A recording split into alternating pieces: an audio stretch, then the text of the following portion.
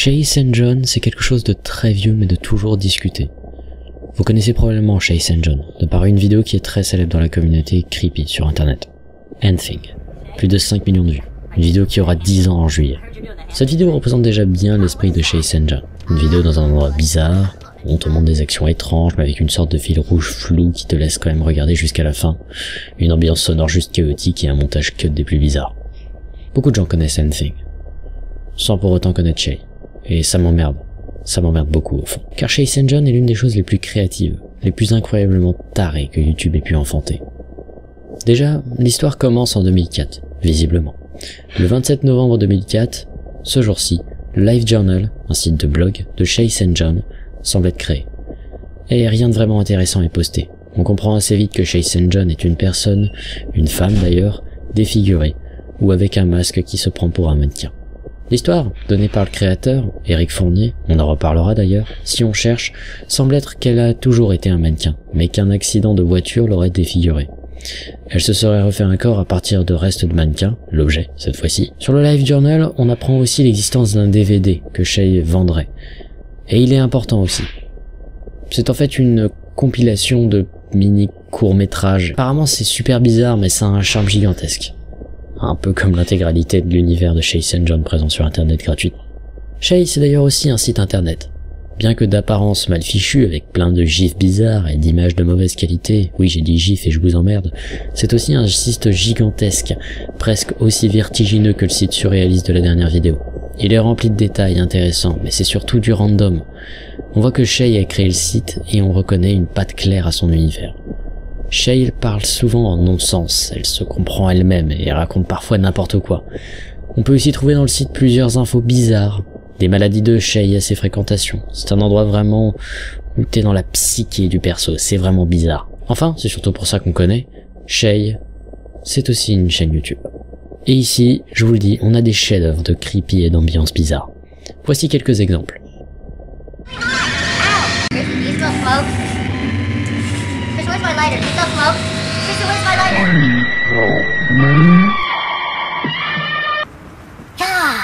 She is totally obsessed with Kiss. Puking. Toutes les vidéos ont une construction un peu dans un même style. Des cuts partout, une ambiance sonore bizarre, une qualité de vidéo de 240 à 144p et de la saleté, de l'insalubrité. Il y a dans toutes les vidéos une sorte d'humour difficile à cerner et un malaise constant mais qui, pourtant, ne transmet aucune malveillance. On remarque donc en fait que Shay vit dans un endroit hyper bizarre et insalubre. D'ailleurs, on comprend aussi qu'elle est super bizarre et insalubre. Mais elle croit toujours qu'elle est un mannequin visiblement. On peut d'ailleurs relever le fait que visiblement elle semble fantasmer sa vie en revenant sur le site et en apprenant sur une maladie fictive, la cérébellibium. Littéralement, les gens souffrant de cérébellibium voient la réalité différemment que ceux qui n'en souffrent pas. On peut donc visiblement comprendre qu'elle fantasme sa vie. Mais il faut pas toujours prendre tout au sérieux et théoriser cet univers, car tout est dans un second degré constant, et tu sens que ce que tu vois peut juste être con, ou inventé par Shay elle-même, ou par le créateur, juste pour te faire mal au cerveau. En cherchant, on peut remarquer aussi des informations complémentaires.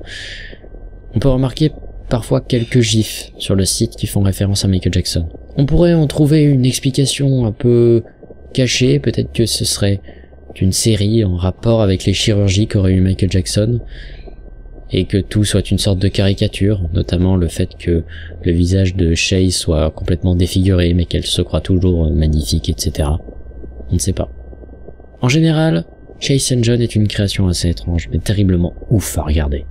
Aller sur le site, c'est juste bizarre. Aller sur la chaîne, c'est super bizarre aussi. Mais encore une fois, on ne ressent jamais la moindre malveillance dans tout ça. On ressent ce sentiment qu'on nous offre quelque chose de gentil, qui te veut que du bien. Mais si je fais cette vidéo, c'est aussi pour qu'on parle de Eric Fournier. En 2007, la chaîne arrête de poster. Le projet de Shay est donc probablement fini. On aurait pu espérer un retour, mais un retour n'est plus possible. Plus possible du tout, en fait. Le créateur de Chase and John, Eric Fournier, est mort le 25 février 2010 à 40 ans, et suite à un alcoolisme qui durait déjà depuis un moment. C'était en fait un alcoolique dépressif total, qui semblait juste incompris.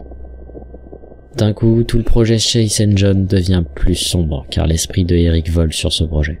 Et j'y vois à l'intérieur, et j'ai peut-être tort, les derniers signes d'un artiste incompris, avec une patte artistique bien à lui, mais sous-estimée. John. This person has been my hero for the last few years, ever since I discovered their videos. So, rest in peace, Eric. I'm a big fan. Thanks. J'aime terriblement Chase and John. J'aime cette patte YouTube 2006-2007 super créative. J'aime cette ambiance ironique et effrayante en même temps. J'aime cet art. Et j'aimerais surtout le revoir.